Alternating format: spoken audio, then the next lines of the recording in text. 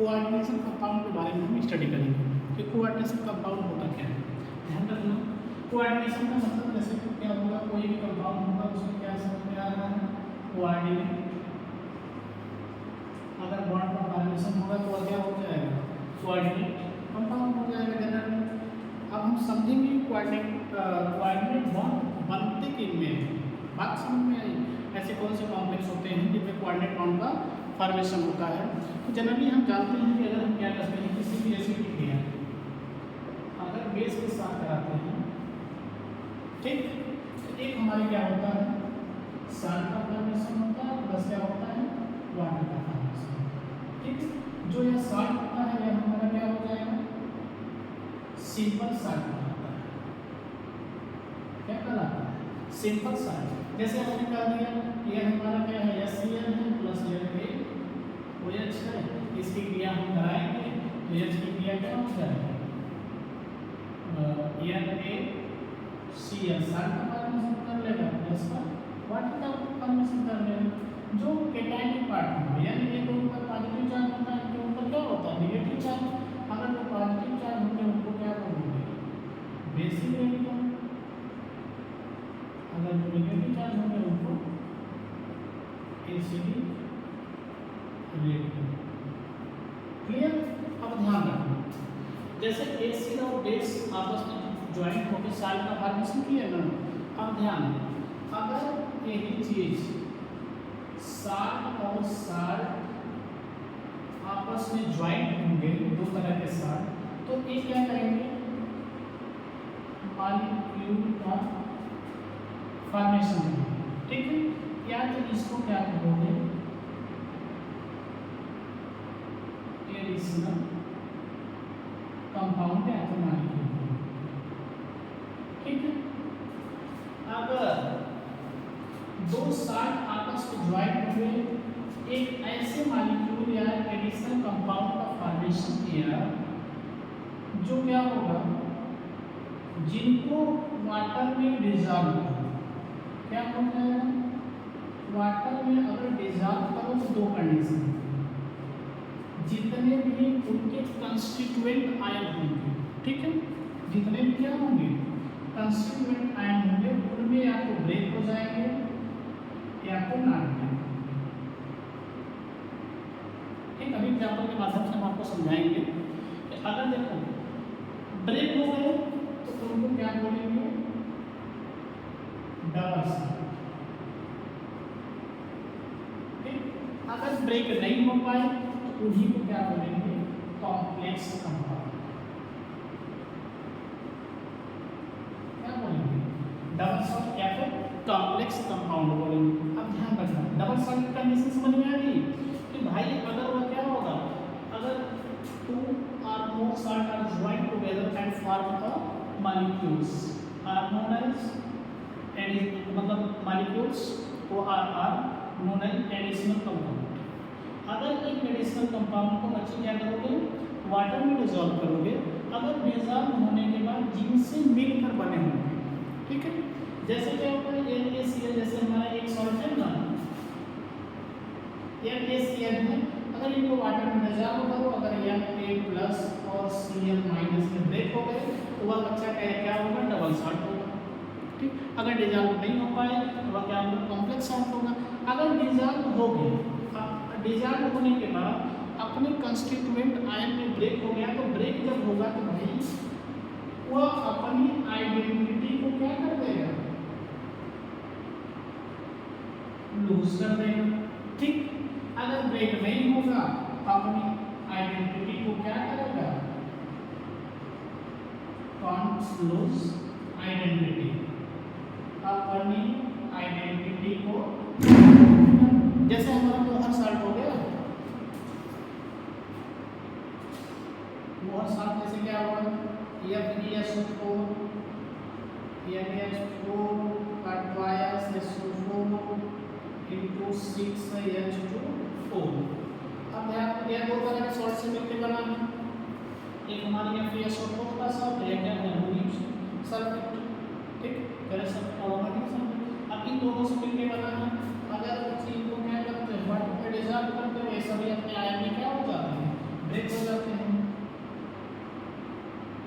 Fe2 plus बना लेता है plus SO4 double minus NH4 क्या होगा प्लस का 2NH4 प्लस अब प्लस का बच्ची SO4 डबल माइनस अब बच्ची प्लस का क्या हो जाएगा 6H2O। आपने क्या देखा कि जैसे मोहर साहब जो है वह क्या है दो साथ से मिलकर बना है, लेकिन जैसे वाटर में डिसॉल्व किया जाता है अपनी आइडेंटिटी को क्या कर देते हैं लूज कर देते हैं। जब आइडेंटिटी को लूज कर दे रहे हैं, आइडेंटिटी को लूज होने का मतलब कि वो कंपाउंड क्या होगा तो मतलब आपको जो उसका कंस्टिट्यूएंट आयन है उनमें क्या हो जा रहा है डिवाइड हो जा रहा है। जैसे आप देखा ये हमारा क्या है Fe2 plus SO4 double minus NH4 plus SO4 double minus ये इनके क्या इन्हीं दोनों से मिलके तो यह हमारा मोहर साइड बना हुआ है। अब इनमें डिवाइड हो गए, अब जब डिवाइड हो गए तो भाई की अपनी क्वालिटी तो नहीं दिखाएंगे, जितने पर डिजायर हो गया अब ये लोग अपनी क्वालिटी दिखाएंगे, आयन अपनी या अपनी क्वालिटी दिखाएगा या अपनी क्वालिटी दिखाएगा या अपनी क्वालिटी दिखाएगा। तो मतलब कि उस ये जो मिक्सर कंपाउंड था जो हमारा कॉम्प्लेक्स कंपाउंड कर सकते हो जो था उस वह अपनी आइडेंटिटी को नहीं दिखाएगा। जब आइडेंटिटी को यूज कर दिया तो भाई वह क्या कर रहा है ये डबल साउंड कहलाएगा। और यही अगर आइडेंटिटी को यूज नहीं करेगा तो हमारा क्या कहलाएगा कॉम्प्लेक्स कंपाउंड कहलाएगा। जैसे हमने क्या देखा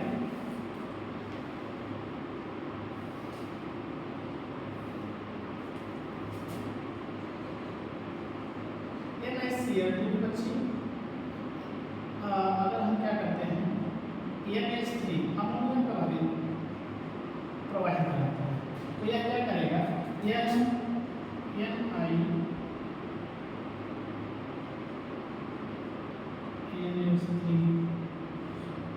NH3 का 6 और Cl2 को कॉम्बिनेशन करेगा। ठीक है, अगर इनको वाटर में डिसॉल्व करोगे NH3 6 Cl2 अगर इनको कहीं वाटर में डिसॉल्व करोगे तो यह दोनों क्या हो जाएंगे NH3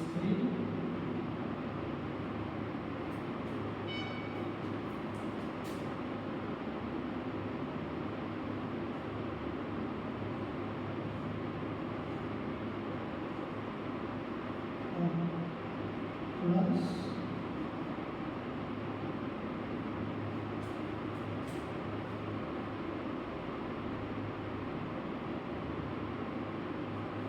Cl double minus.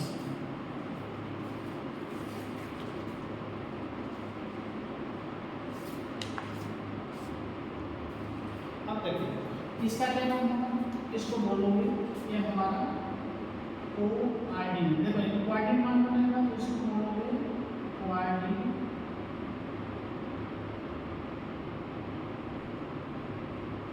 Nation square, इसको बोलोगे क्या आयन स्क्वायर। क्लियर।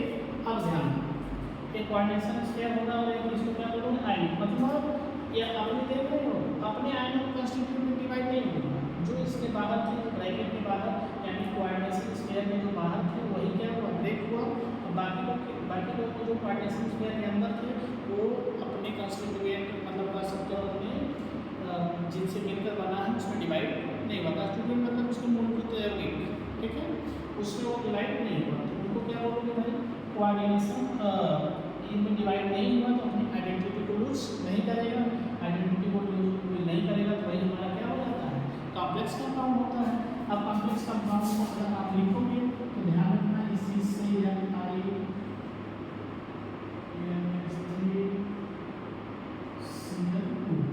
ये हमारा क्या हो जाएगा कोऑर्डिनेशन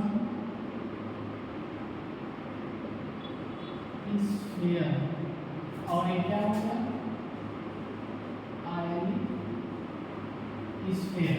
ठीक, अब कोऑर्डिनेशन स्फीयर ये हमारा क्या होगा सेंट्रल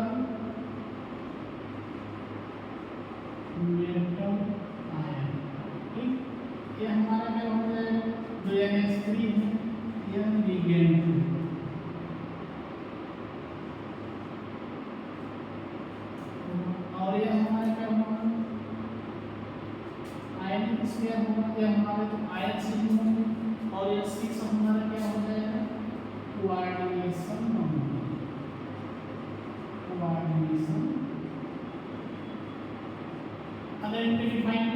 डेफिनेशन की बात करें तो जो क्या होगा, जिनसे लिगेंड अटैच होगा वह हमारा क्या कहलाएगा, सेंट्रल मेटल एटम कहलाएगा।